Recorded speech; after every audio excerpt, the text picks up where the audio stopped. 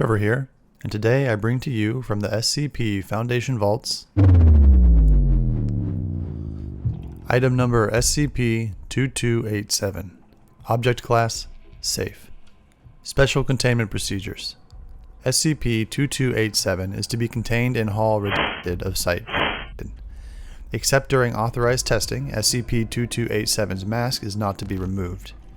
SCP-2287 does not require food, but can be provided with incense upon request, contingent on good behavior. Literature provided to SCP-2287 is to be converted into Braille.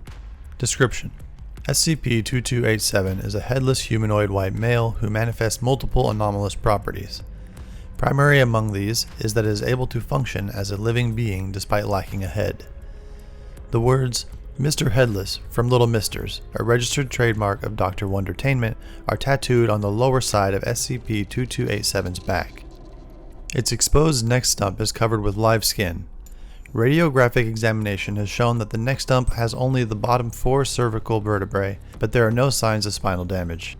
The head-based functions which SCP-2287 is able to emulate include thought, hearing, and smell. It is able to speak, but has not demonstrated the ability to replicate the normal tonalities of a human voice. As well, it claims to be blind. It does not eat or breathe, and has claimed that its energy source may be, quote, some kind of amplified photosynthesis or something. See interview log 2287-41B for more information. Direct visual observation of SCP-2287's headlessness is not possible. Individuals who attempt to observe this will instead perceive a headless version of themselves as seen from SCP-2287's perspective. Such individuals describe feeling disconnected from themselves but are still able to control the movement of their own bodies, albeit with difficulty. This effect does not occur when SCP-2287 is viewed through any means other than the unaided eye. SCP-2287's headlessness can be observed via live video transmission, in photographic prints, mirrors, and through windows or lenses. Individuals who have undergone radiokeratotomy have been unable to observe headlessness. No individuals who have undergone cataract surgery have been yet available for testing. Motion detectors and other monitoring equipment similarly shows SCP-2287 to be headless. Despite this, SCP-2287 is capable of performing tasks which would require a head, such as wearing items of headgear, including masks, hats, scarves, headphones, nose plugs, earplugs, earrings, eyeglasses, lipstick, barrettes. For a full list of items, see document 2287-N12. SCP-2287 was discovered in Wisconsin on November 24, 2020, after a significant number of reports from citizens appeared describing the anomalous effects of SCP-2287. Witnesses were given amnestic treatment and SCP-2287 was contained without issue. The following is audio from interview log 2287-41-B. Good evening, SCP-2287. Hey, Dr. Howard. What's up? More hearing experiments? No, actually tonight is more of an interview. For instance, we're wondering what you could tell us about Dr. Wondertainment. Okay. I'll tell you what I can, but I never actually saw her, what with the whole blind thing. But you did interact with her. Oh, Dr. Wondertainment. Yeah, heck of a nice guy, most of the time, I think. He had some really crazy ideas, like what he had in mind for me. See... Wait. First you said her, then you said he? What? Well, first you referred to Dr. Wondertainment as a woman, then as a man. I don't understand what you mean. Like, Dr. Wondertainment as an actual person? What are you talking about? You're confusing me. But you said... No, I'm sorry, I must have misheard. My bad. Well, okay. For a minute there you're making zero sense at all. And they call me headless. Well, when you work for the Foundation for long enough, you discover many situations that don't entirely make sense. You did say, though, that Wondertainment had intended something specific for you?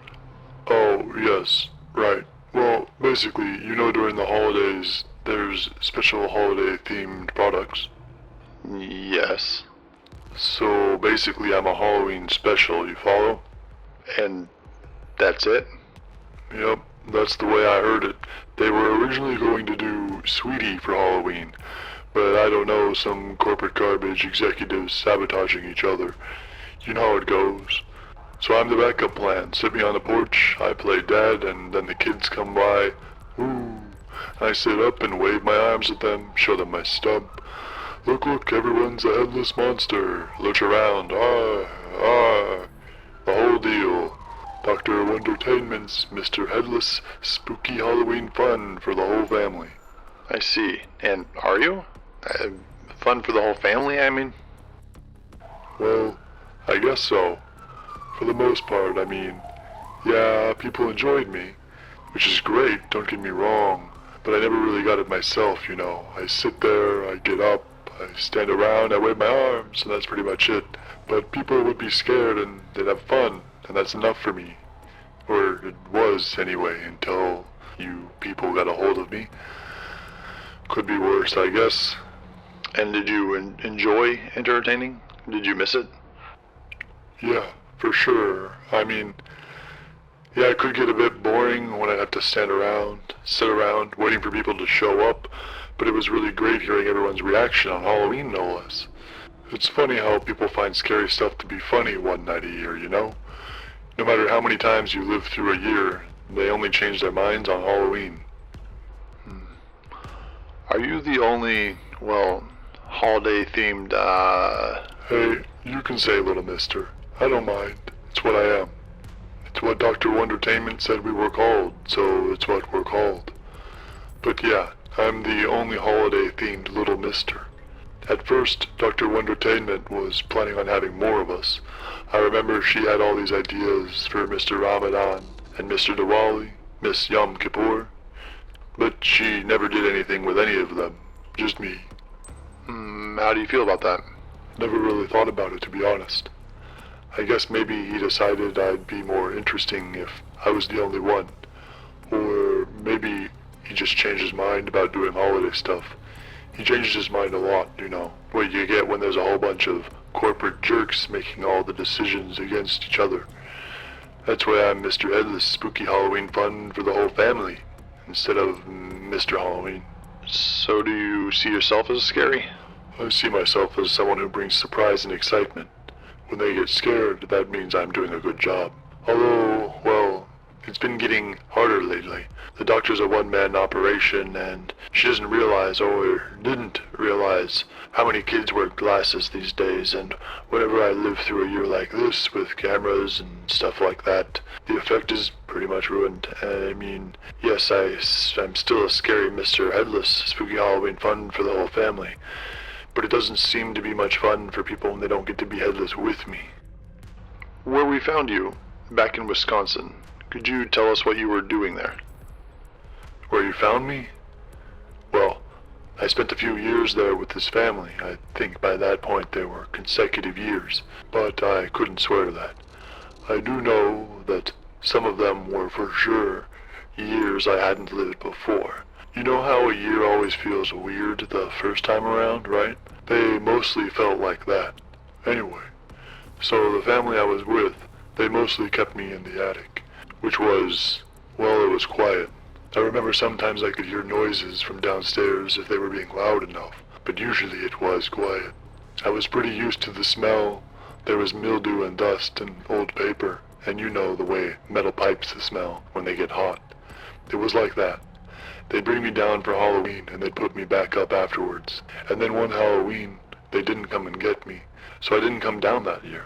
I know that year was definitely a new year. They didn't come get me the year after either, or the year after that. And that's when I started to get worried about them. So I went downstairs, and I couldn't find anybody. I felt around everywhere, but all the furniture and stuff was all gone. Maybe they moved and forgot me. And that's what led you to wandering the city streets? Yeah, I waited around for a few weeks, and then some people opened the door to the front porch, where the candy bowl usually is, and they came in. I didn't recognize their voices, but an audience is an audience, right? So I went back downstairs from the attic, and they kind of freaked out, I guess. I mean, I'm used to hearing people scream, but not like that. One of them had what's it called? metal thing you hold in your hand, and it makes a sort of pop noise, and it smells all chemical, and people get hurt. A gun? Okay, one of them had a gun, which I only found out when I walked up to her and tried to feel her face, which I admit wasn't the best idea, but, well, I was kind of lonely, to be honest. And I thought maybe she might be one of the people from the family, you know? I mean, yeah, I should have asked first, but I was lonely. And I was excited that there was someone there, and I thought it was maybe someone I knew. But it wasn't. And then there was all the screaming and gun noises. And this was bad screaming. Not the fun kind at all, let me tell you. And then one of them was lying on the floor and smelling weird. That means he was dead, right? One of them was dead, and the others ran away, but they left the front door open, so I decided that was as good a time as any to go outside. So then I'm walking the streets, and there's cars all around me, and they're honking at each other and making all these crashing noises with breaking glass, and there was a lot of people screaming, and again, this is the bad screaming. But then I remembered there's usually a park close to the house, and I hoped that if I went there with bushes and stuff that I could hide, I could at least stay out of trouble. So I made it there, and I remember thinking, maybe if I could go back to Dr. Wondertainment, she could fix things, help that guy from the house not be dead, what went wrong, where the family went, or get someone new to take me. And, that's pretty much where you guys found me. She didn't send you, did she? No, we intercepted some police reports. Oh, Tell me, why didn't you go back into the house, into the attic? This is kind of embarrassing. When I was out in the street with all the cars, I kind of got turned around a bit and I lost my bearing. I'm not used to being out in places that are bigger than just a house yard. I probably could have found the house again if there weren't so many screaming people and crashing cars. But, well, I was starting to panic too, so I just went from the place that sounded like there weren't any buildings anymore. I see. And why didn't you try to leave sooner? Well, the front door wasn't open before that. No, I mean, why did you wait so long before you even went downstairs? Before you decided that maybe something was wrong with you having been left alone in the attic for so long? Oh, well, I guess I didn't really care. I was just thinking. The attic was really quiet and the smell wasn't too bad, making it easy to think. That's something I do a lot, you know, while I'm waiting. Not much else to do. And what do you think about? Just things, you know. Things in general, the world, what it might be like. What's it like being me? Nothing specific, I guess. But for 3 years? Yeah. Why? That concludes the file for SCP-2287. I hope you've enjoyed this illustration and narration. You can visit the description below for all the SCPs I've covered that relate to SCP-2287.